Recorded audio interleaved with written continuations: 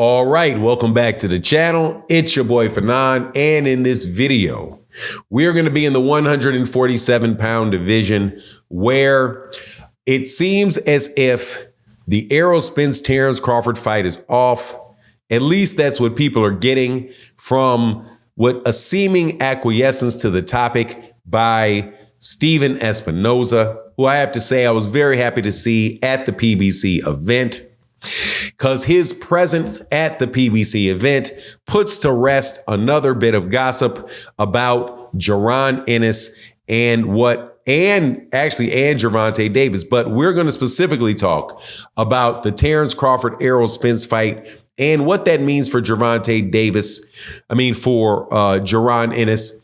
Let's do that in this video.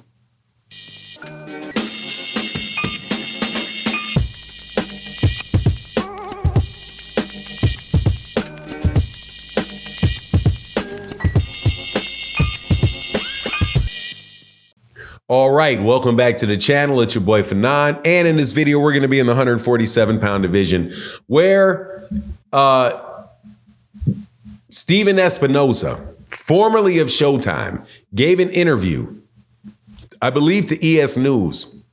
Shout out to Ellie Sethback reporting, a guy that's getting a lot of slack from people for doing his job. But whatever, man. Dude is really good at his job. I love listening to his content. He interviews Steven Espinoza and asks him questions about Gervonta Davis, asks questions about the Errol Spence-Terence Crawford fight, and he gives some answers. The answers was a kind of a non-answer.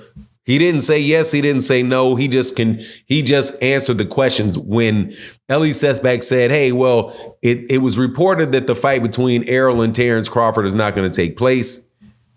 What do you think? What are the options that Terence Crawford has moving forward? And Steven Espinoza answered that question, right? He said he thinks he has a lot of options. Now, before I get into the details, though, man, if you're not subscribed to this channel, hit that subscribe button. Okay, check out the content on a regular basis. It's good stuff. Also, thank you to everybody that actually supports in the super thanks of videos like this. I can't tell you how much I appreciate y'all and everybody that regularly comes by.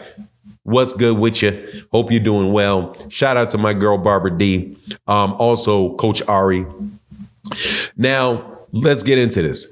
So if Jaron Ennis, if what Steven Espinoza said is his acquiescence actually means that the fight's not going to take place, which I don't know, because if he is working with the PBC or not officially with the PBC, then, really, how would he know?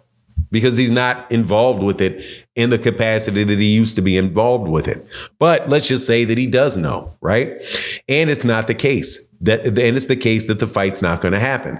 Well, then that means Jaron Ennis is going to have the IBF and Terence Crawford has the other 3 belts. Guess what that means for Terence Crawford? Terence Crawford needs to, if he's not fighting Errol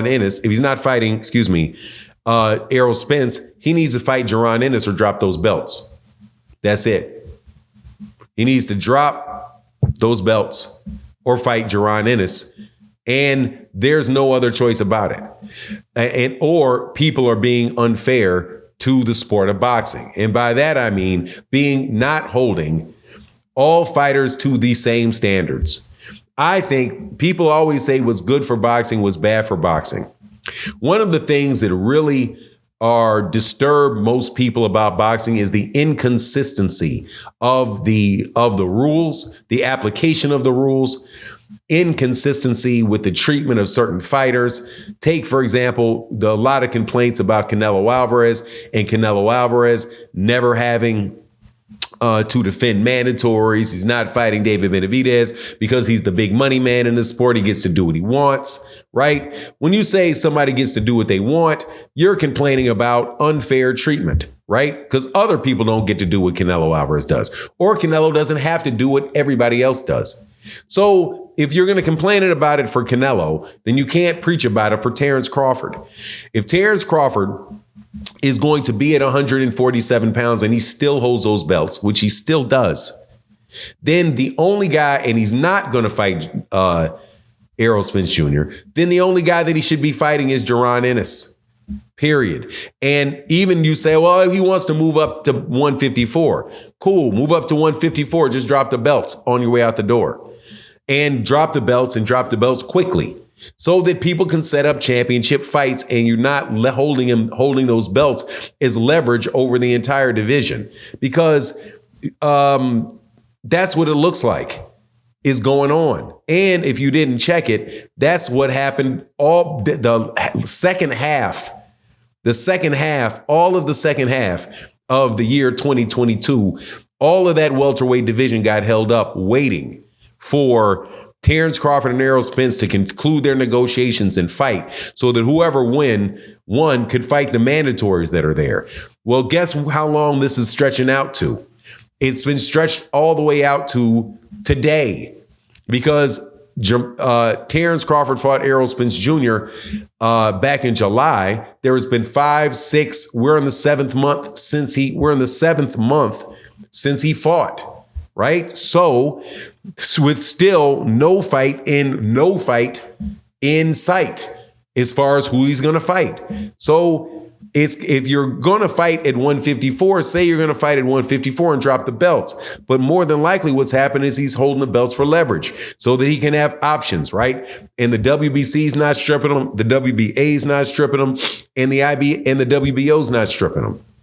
But again, he's actively saying or behaving as if he's not going to go down there. Well, just drop the belts then. Just drop them. Just drop them. See, that's the one reason that I'm not 100% convinced that Terence Crawford is not going to fight Errol Spence Jr.